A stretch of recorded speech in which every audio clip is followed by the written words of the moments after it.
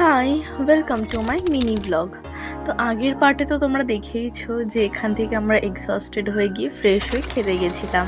খাওয়া দাওয়ার পরে এসে ঘুমিয়ে পড়েছিলাম, আর সমুদ্রে তো আমাদের যাওয়াই হলো না। বিকেলবেলা করে আমার সমুদ্রে যাওয়া হলো না। তো এখন সন্ধ্যা হয়ে গেছে, তো এখন আমি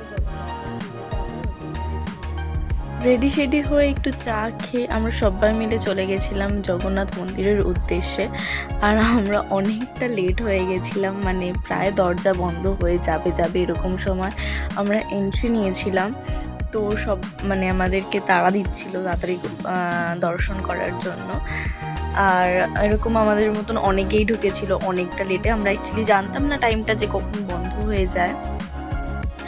তো তারপরে অনেক তাড়াতাড়ি করে ছবি ভিডিও করা হয়েছে, একদমই সেরকম ছবি তোলা হয়নি, মানে একদম তাড়াহুড়োর বসে কয়েকটা ছবি তোলা হলেও সেগুলো খুবই ইজি হয়েছে, সেগুলো পরে ডিলেটই করতে হয়েছে।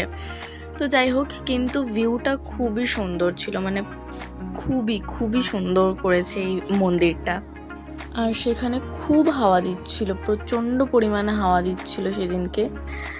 আর লাইটগুলো খুবই সুন্দর ছিল, মানে এই লাইটে খুব সুন্দর ফটো উঠবে অবভিয়াসলি, বাট আনফর্চুনেটলি আমরা ছবি তুলতে পারিনি।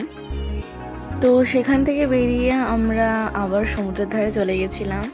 তো এখানে পা ভেজাচ্ছিলাম, কি করবো, স্নান তো আর করতে পারিনি, তো একটুখানি পাই ভেজাচ্ছিলাম। তো ফার্স্টের দিকে বোন একদমই আসতে চাইছিল না, কিন্তু তারপরে বোনের ভয় ভাঙায় তারপরে ও আমাদের সাথে জয়েন করে।